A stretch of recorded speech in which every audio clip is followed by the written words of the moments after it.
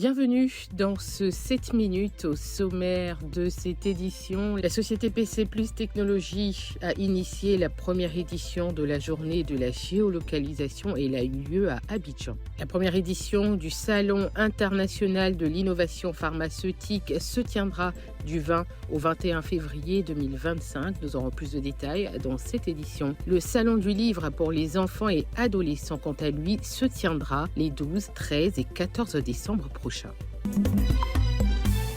Promouvoir une meilleure gestion des flottes automobiles pour entreprises et particuliers, c'était l'objectif de la journée de la géolocalisation en Côte d'Ivoire, organisée par PC Plus Technologies et son partenaire Viasat Targa Télématique à la salle des fêtes du Sofitel Hôtel Ivoire. J'ai découvert beaucoup plus de fonctionnalités qui me montrent que la plateforme est beaucoup plus active que ce que je vois. Et ça, c'était vraiment le plus que je recherchais aujourd'hui. Et là, à la dernière minute, j'ai eu encore les réponses aux toutes dernières questions que je me posais, qui étaient de savoir comment on pouvait améliorer encore ce qu'on avait de plus que ce qu'on a aujourd'hui.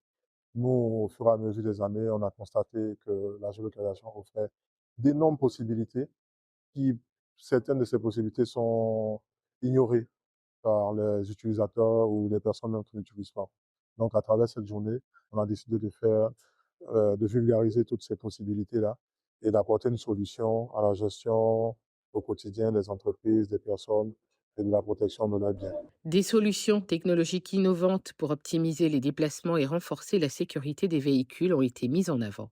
Depuis 2006, PC Plus Technologies a équipé plus de 10 000 véhicules en Côte d'Ivoire. Nous avons décidé de faire cet événement en décembre.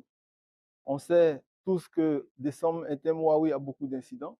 Donc, nous avons organisé cette journée pour pouvoir sensibiliser les populations sur les solutions que nous mettons à leur disposition pour pouvoir sécuriser leurs biens.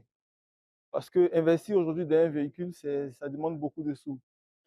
Et sécuriser ces véhicules-là, à cette ère qui est là, ça devient primordial. En fait. Cette journée a permis d'explorer les enjeux de la géolocalisation, une technologie qui s'inscrit dans la transformation numérique des entreprises et contribue à améliorer leur performance logistique.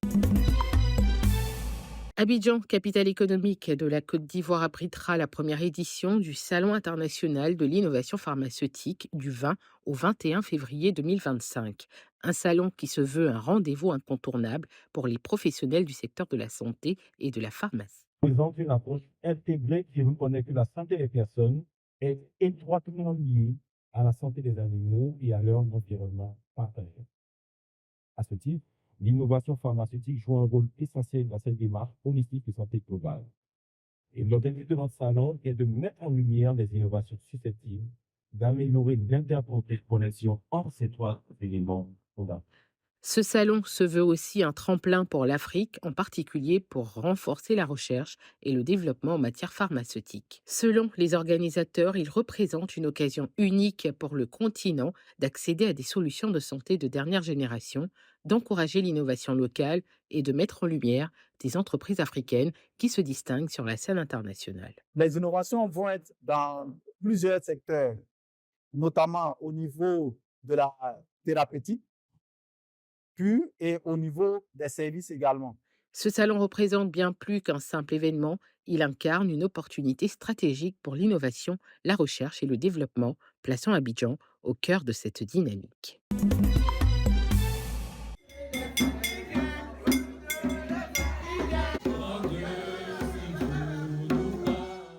Une tradition des Antilles s'invite en Côte d'Ivoire pour célébrer Noël autrement. Le chanter Niwel ou chanter Noël est bien plus qu'une simple fête, c'est une tradition culturelle et religieuse venue des Antilles où elle célèbre l'attente de la naissance de Jésus-Christ. En Côte d'Ivoire, cet événement trouve désormais sa place grâce à l'initiative de Georges Ravoteur qui en est le promoteur. Noël, c'est vraiment ce qui nous laisse avec un apport avec l'esclavage.